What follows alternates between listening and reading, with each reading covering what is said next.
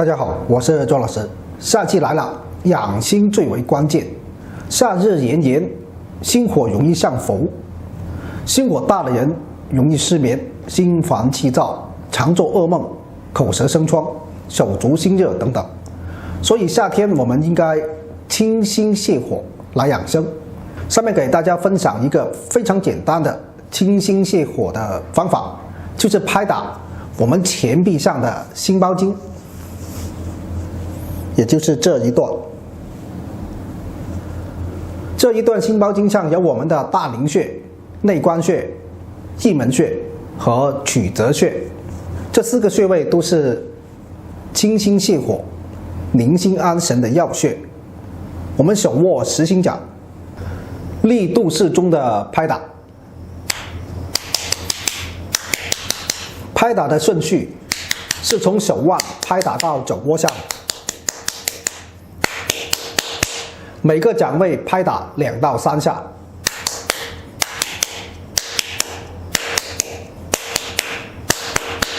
再接着拍下一个掌位，这样拍打的效果更好。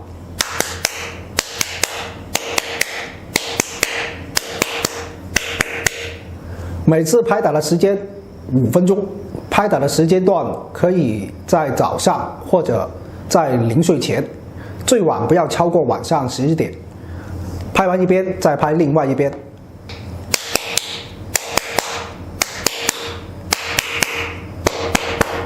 心火下去了，心神安静了，心不烦了，气不躁，睡眠也就慢慢好起来了。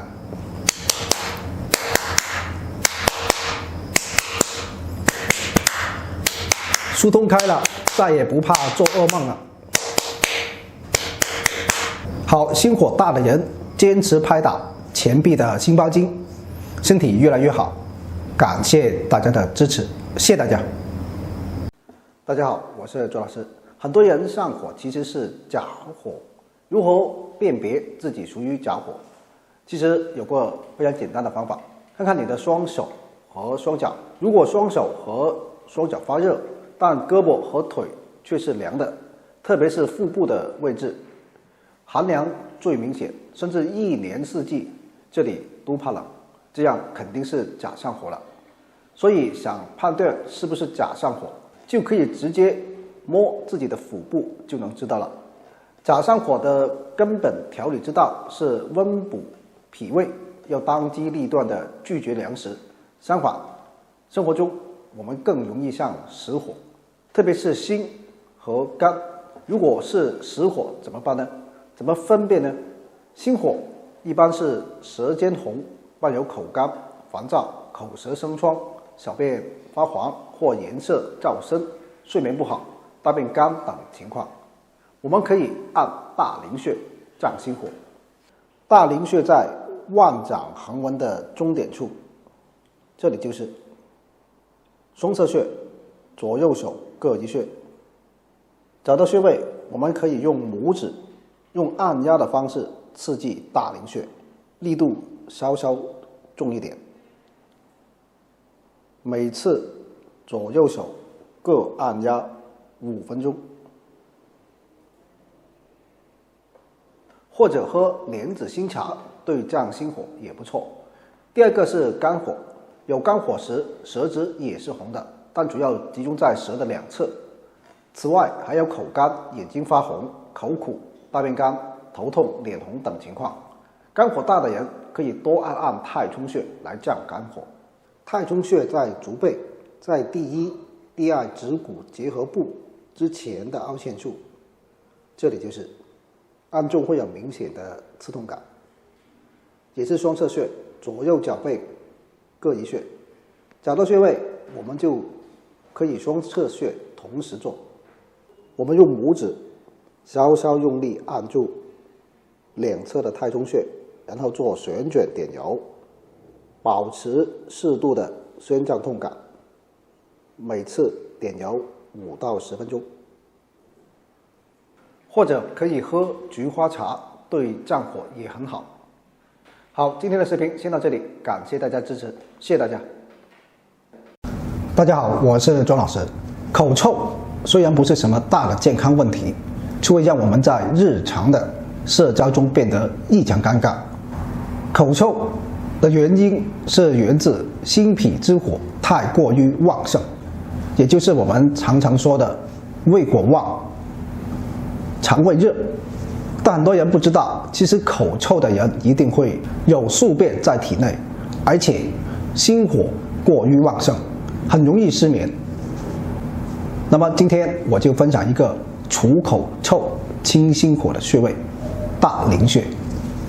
古籍《圣谕歌》中说：“心热口臭大陵区”，意思就是口臭源于心脾之火太过，经包经积热日久，灼伤血络，或有脾虚湿浊上发，熏蒸于口舌咽喉所致。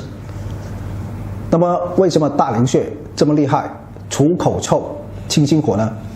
因为大陵穴是心包经的原穴，同时又是心包经疏土穴，为该经的子穴。根据实则泻其子的原则，因此大陵穴能清泻心火。另外，心包经还利络三焦，大陵穴本性属土，大陵穴还泻脾胃之热。大陵穴的位置在腕掌横纹的中点处，指肠肌腱与桡侧腕屈肌腱之间的凹陷中，就在这里。按压有酸胀感，找到穴位用拇指掐按，力度稍微重些，就这样一压一松，为一循环，每次5分钟，每日2次，左右穴都要做。好，平时如果有口臭的朋友，可以试试我们手上的口臭专用穴大陵穴，相信你会有意想不到的收获。好，本次内容就到这里，感谢大家支持，谢谢大家。大家好，我是周老师。有一些人一到夏天就容易皮肤痒，而且反复发作，不容易好。在夏天人容易湿热，再加上其他因素，就会引发皮肤问题。最常见的就是湿疹了。湿疹在所有皮肤病里发病率是最高的。湿疹是皮肤科第一大病，湿疹的发作会让人很烦恼，所以平时做好保健是非常必要的。湿疹有急性和慢性之分，一般急性湿疹6周之内就能治好，病程超过半年就会形成慢性湿疹。所以有发现皮肤出现粟粒样大小的丘疹、丘包疹、小水泡，呈密集分布，同时有强烈瘙痒的表现，一定要及时就医。急性的及时就医，遵医嘱调理就可以了。这里给大家分享慢性湿疹的日常艾灸保健的方法。慢性的湿疹很反复，调理周期长，除了积极遵医嘱治疗，平时自己也要自助。艾灸对慢性湿疹的保健帮助是很好的，可以扶正、养血、祛风、止痒。具体的灸法如下：用点燃的艾灸条先灸患处，每次15分钟，然后灸曲池穴、合谷穴、大陵、血海穴各10分钟。这4个穴位大家跟我找一下。曲池在肘横纹外侧端，曲肘当尺泽与肱骨外上髁连线中点，这里就是双侧穴，左右肘各1穴。合谷在手背，在第1、第2掌骨间，当第2掌骨桡侧的中点处，这里就是双侧穴，左右手各1穴。大陵穴位于人体腕掌横纹的中点处，当掌长肌腱与桡侧腕屈肌腱之间，这里就是双侧穴，左右手腕各1穴。血海穴在大腿内侧，这里是髌底内侧端，往上量3横指，也就是2寸。当股四头肌肉内侧头的隆起处，这里就是双侧穴，左右大腿内侧各一穴。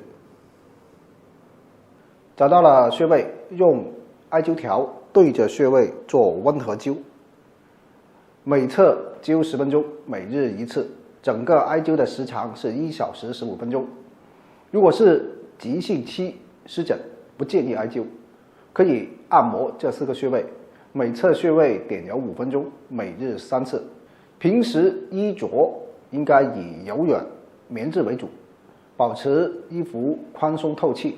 饮食方面，清淡饮食，禁食辛辣、牛羊肉、鱼虾海鲜等等容易诱发湿疹的食物，保持情绪稳定平和。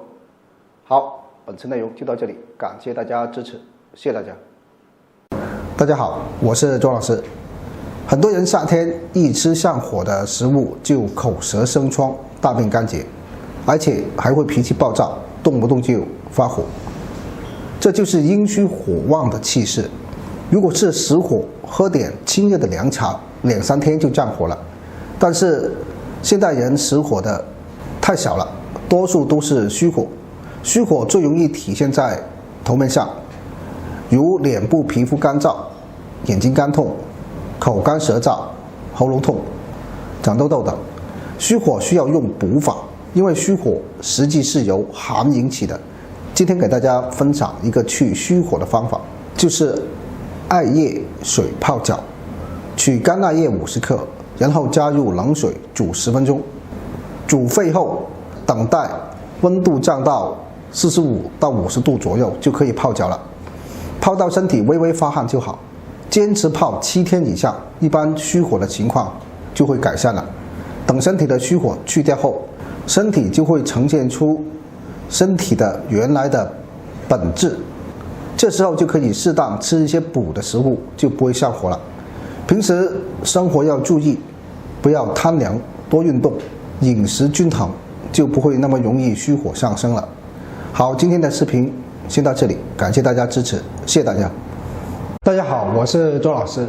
1年1度的3伏天到了，3伏是1年中最热、最难熬的时间。3伏天是冬病夏治、补充阳气的最好时间，因为3伏天是全年气温最高，同时也是人体自身气血循环最好的时候。这时候做疏通经络，可以相对容易的打通淤阻的经络，激发人体正气，起到事半功倍的效果。入伏后有一个问题，一般人都会搞混，3伏天气温最热，那么我们要一心防暑。错，正好相反，暑天不必暑。古代圣贤几千年的顺天时养生智慧，入伏之后要防寒。暑天开始，人体阳气在1年中逐渐达到顶峰，血管处于扩张状态，腠理开泄，一旦着凉，寒邪便容易趁机入侵。人们在夏季多喜食冷饮，爱吹空调，这些过度贪凉的行为，都可能让身体在无形中被寒邪伤害。很多病都是由于进食寒凉而导致阳气受损，或过食寒凉致外邪入侵所致。千万不要小看夏天的寒邪，此时防寒甚至比防暑还重要。好，我们再说回伏天提升阳气的问题。今天给大家分享一个补充阳气最好的方法，就是拍打我们的后背。我们的后背有一条督脉，督脉主管一身阳气，疏通督脉，提升阳气，可以帮助我们去除一身的寒气。好，下面我给大家示范如何拍打。我们弓步站立，双手拿着经络拍，先从大椎开始往下拍打。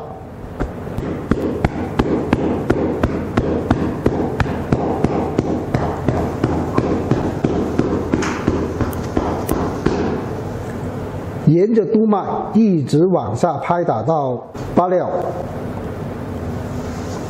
好，现在我们就拍到这里下不去了，我们直接再换一个姿势，左右手都可以继续顺着督脉往下拍打。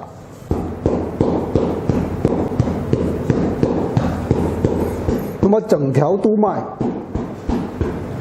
拍打的时间呢，共计10到15分钟。